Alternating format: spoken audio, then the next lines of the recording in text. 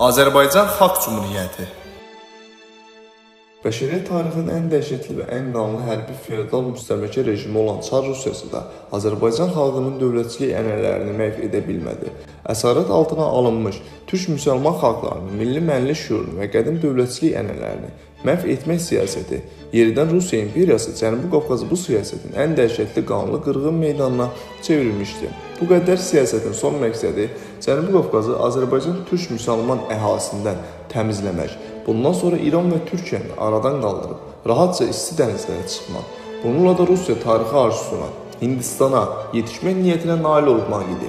Məhz bu məqsədlə bir tərəfdən imperiyanın ayrı-ayrı yerlərindən Azərbaycan ərazisinə müxtəlif mənşəli xristian əhali köçürülüb, gətirilir və digər tərəfdən yerli əhalinin xristianlaşdırılması və ruslaşdırılması siyasəti yeridilirdi.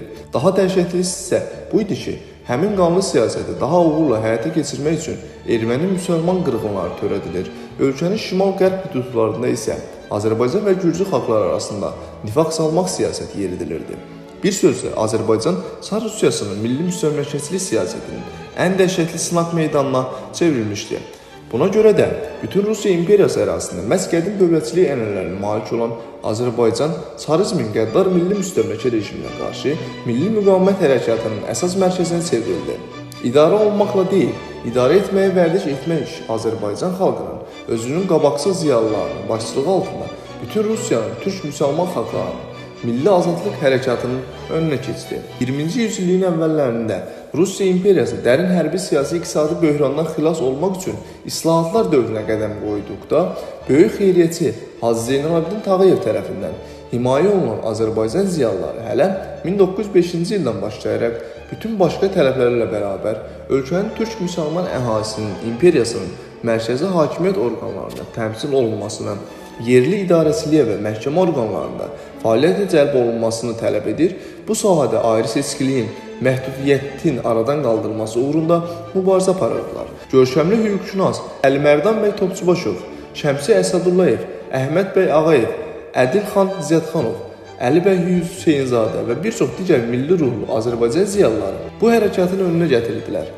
Şimali Azərbaycan Çarizmə qarşı öz azadlığı uğrunda ayağa qalxan bütün məzlum şərq xalqlarının mübarizə simvoluna çevrilmişdi.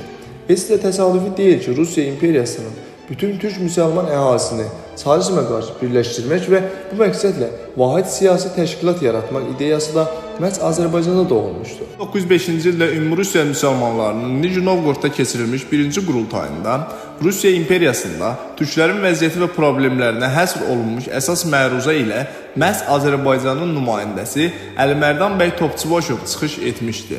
Yeni yaradılmış Ümumi Rusiya müsəlmanları İttifaqının İttifaq-ı Müsəlmin nizamnamə və proqramının yazılmasında da Azərbaycanlı nümayəndələr fəal iştirak etmişdilər.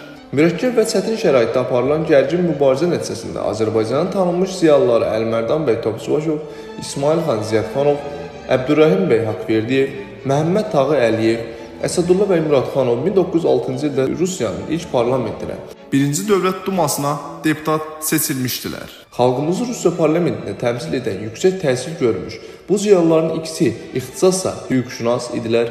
Əlimərdan bəy Topçubaşov Peterburq Universitetini, İsmail xan Ziyadxanov isə Moskva Universitetinin hüquq fakültəsini bitirmişdilər. Rusiya Dövlət Dumasının ən böyük fraksiyalarından birinə, Müsəlman fraksiyasına sədr Əlimərdan bəy Topçubaşov seçilmişdi. Azərbaycanlı deputatlar Duma tribünasından çıxış edərək Rusiya imperiyasının Cənubi Qafqaza yeritdiyi milli qırğın siyasətini, xalqımıza qarşı yol verilən ayrı seçkiliyi, köçürmə siyasətini, bütün bir xalqın hüquqsuzluğunu, kölə halına salındığını bütün açıqlığı və kəskinliyi ilə tənqid edir.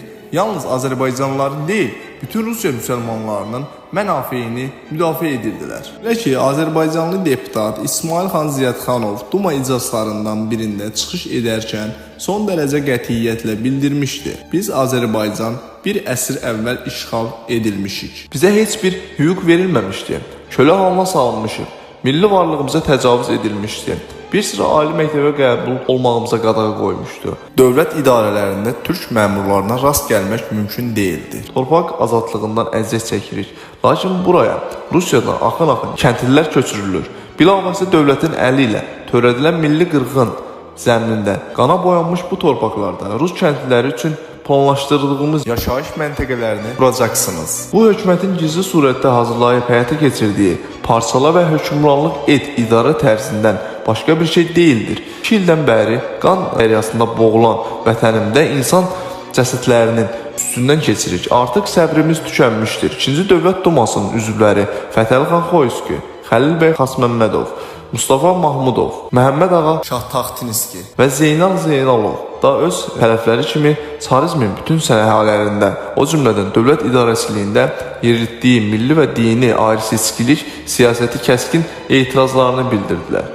Azərbaycanlı deputatların bütün Rusiyanın türk müsəlman əhalisinin hüquqsuzluğuna qarşı kəskin çıxışları və bunun güclü oyadıcı təsirinin çarizmi vahiməyə salması başqa səbəblərlə yanaşı 1-ci və 2-ci Dövlət Dumasının buraxılmasında az rol oynamamışdı. Məhz buna görə də 3-cü Dumaya seçkilər zamanı türk müsəlman əhalisinin yaşadığı Mərkəzi Asiya, Sibir və digər regionlar seçki hüququndan məhrum edilmiş. Bakıya isə öz nümayəndələrini irəli sürmək hüququ verilməmişdi. Həmin səbəblərə görə də əvvəlcədən fərqli olaraq 3-cü Dövlət Dumasında bütün Cənubi Qafqazın müsəlman əhalisini yalnız bircə nəfər deputat Xəlil bəy Xasməmmədov təmsil edirdi. 4-cü Dövlət Dumasında isə bütün Cənubi Qafqaz müsəlmanlarının yeganə nümayəndəsi Məhəmməd Yusuf Cəfərov idi. Rusiyanın dövlət dumalarına seçilmiş Azərbaycanlı deputatların demək olar ki, hamısı milli hərəkatımızın ən qabaqcıl nümayəndələri idilər. Duma deputatları Əlmərdan bəy Topçubaşov, İsmail xan Ziyadxanov, Fətəlxan Xoyski, Xəlil bəy Xasməmmədov, Məhəmməd Yusuf Cəfərov peşəkar hüquqşünaslar idilər. Məhəmməd ağa Şahtaxtinski isə Sorbonne Universitetinin dinləyici olmuş və Leipzig Universitetinin fəlsəfə fakültəsini bitirmişdi. Beləliklə, 1-ci Dünya müharibəsinin gedişində xalqlar həbsxanası olan Rusiya imperiyasının dağılması üçün real tarixi şərait yaranarkən Azərbaycan xalqı həm qədim dövlətçilik ənənələrinə, həm də ki, ən müasir idarəçilik mədəniyyətinə yiyələndiyi üçün müstəqil dövlət halında yaşamağa hazır idi. Ölkənin Qacarlar sülaləsi tərəfindən idarə olunan və İran şahlığının tərkibində qalmış cənubi rayonlarından fərqli olaraq Şimali Azərbaycan Rusiya ağalığı dövründə Rusiyanın və Rusiya vasitəsilə Qərbin yeni demokratik dövlət quruculuğu ənənələri ilə, parlament mədəniyyəti ilə yaxından tanış ola bilmişdi. Azərbaycan ziyalılarının mühüm bir hissəsi, o cümlədən Əlmərdan bəy Topçubaşov başda olmaqla peşəkar hüquqşünaslar Rusiyanın dövlət dumalarında zəngin parlamentçilik təcrübəsi qazanmışlar. Onlar nifrət etdikləri və qəddar milli müstəmləkə zülmünün hökmranlıq etdiyi Rusiya mütləqiyyətinin tamamilə fərqlənən, bütün hüquq və azadlıqların təmin olunduğu ən demokratik respublika sistemi yaratmağa hazır idilər. Azərbaycan Xalq Cümhuriyyəti xadimləri demokratik dövlət yaratmaq ideyaları onların hələ Rusiya dövlət dumalarında fəaliyyət göstərdikləri dövrdə formalaşmışdı. Buna görə də Azərbaycan Xalq Cümhuriyyətinin parlamenti respublika kimi formalaşması tarixi reallıqdan doğurdu. Çarizmin devrilməsindən sonraki hadisələrin real inkişafı da işi buna doğru aparırdı. 1917-ci ilin fevralında Rusiyada Romanovlar mütləqiyyəti devrildi. Monarxiya rejimi aradan qaldırıldıqdan sonra hakimiyyətə gələn müvəqqəti hökumət Cənubi Qafqazın idarəçiliyi üzrə xüsusi komitə yaratdı. Lakin müvəqqəti hökumət uzun müddət hakimiyyətə qala bilmədi. 1917-ci ilin oktyabrında hakimiyyət çevrilişi nəticəsində Cənubi Qafqazdan Rusiya Müəssisələr Məclisinə seçilən deputatlar Peterburqda və Moskvaya gedə bilmədilər. Onlar 1918-ci ilin fevralın 14-də Tiflisdə Zaqafqaziyanın ali hakimiyyət orqanı olan Zaqafqaziya Seymi, başqa sözlə Zaqafqaziya parlamentini yaratdılar. Zaqafqaziya Seymi müsəlman fraksiyasının Müəssisələr Məclisinə seçkilər zamanı Azərbaycanın, habelə bütün Cənubi Qafqazın 1 milyondan çox türk müsəlman seçicisinin səsini qazanmış, 44 deputat təmsil edirdi. Zaqafqaziya Seyminin müsəlman fraksiyası faktiki olaraq Zaqafqaziya Müsəlman Şurası, daha doğrusu Zaqafqaziya Müsəlman Parlamenti funksiyasını yerinə yetirirdi. Maraqlı və eyni zamanda qanuna uyğun hal idi ki, dövlət dumalarında olduğu kimi Zaqafqaziya Seymi də ən arzulu üzvləri Azərbaycan nümayəndələri idilər. Məhz onların tələbi ilə 1918-ci ilin aprelin 9-da Zaqafqaziya Seymi Zaqafqaziyanın müstəqilliyini elan etdi və Birləşmiş Zaqafqaziya Cümhuriyyəti yaradıldı. Lakin istər daxili, istərsə də xarici siyasət sahəsində kəskin milli manevi ziddiyyətlərinin olması Zaqafqaziya Seymi və Birləşmiş Zaqafqaziya Cümhuriyyəti hökumətinin konkret addımlar atmasına imkan vermədi. Nəticədə 1918-ci ilin mayın 25-də Gürcü nümayəndələr Seymidən çıxardılar və ertəsi gün mayın 26-sında Gürcüstanın müstəqilliyini elan etdilər. Mayın 27-sində Seymin müsəlman fraksiyasının, yəni Zaqafqaziya Müsəlman Şurasının faktiki olaraq Zaqafqaziya Müsəlman Parlamentinin üzvləri arizə iclaslarını keçirdilər və Azərbaycanın müstəqilliyini elan etmək qərarına gəldilər. Bu məqsədlə Zavqaziya Müsəlman Şurası özünü Azərbaycan Milli Şurası, daha doğrusu Azərbaycan Parlamenti elan etdi. Bununla da əslində ilk Azərbaycan parlamenti yarandı və Azərbaycanın ilk parlamenti respublikanın növrəsini qoyuldu. 1918-ci ilin mayın 27-sində keçirilən həmin iclasda Azərbaycan Milli Şurasının rəisət heyəti və sədri seçildi. Məhəmməd Əmin Rəsulzadə Milli Şuranın sədri oldu. Mayın 28-də Həsən bəy Ağayevin sədri ilə Azərbaycan Milli Şurasının tarixi iclası keçirildi. İstiqlal bəyannaməsi bütün türk müsəlman dünyasında, ümumiyyətlə bütün şərqdə ilk dəfə olaraq Azərbaycanın ən demokratik respublika idarə üsulunun parlament respublikanın yaradılacağını xəbər verdi. Azərbaycan Milli Şurasının İstiqlal bəyannaməsində deyilirdi ki, həmin iclasda iştirak edən Həsən bəy Ağayev, sədr, Mustafa Mahmudov, katib, Fətəli xan Xoyski, Xəlil bəy Xasməmmədov, Nəsib bəy Usubbəyov, Mir Hiddayə, Seyidov, Nərman bəy Nərmanbəyov, Heybət Qulu Məmmədbəyov, Mehdi bəy Hacınski, Əli Əskər bəy, Mahmud bəyov, Aslan bəy Qardaşov, Sultan Məcid Qənizadə, Əkbər ağa Şeyxüslamov, Mehdi bəy Hacıbabayov, Məhəmməd Yusuf Cəfərov, Xudat bəy Məlik Aslanov, Rəhim bəy Vəkilov, Həmid bəy Şaxtaxtinski, Firuddin bəy Köçərlinski, Camu bəy Hacınski, Şəfi bəy Rüstəmbəyov, Xosrov Paşa bəy Sultanov, Cəfər Axundov, Məhəmməd Məhərrəmov,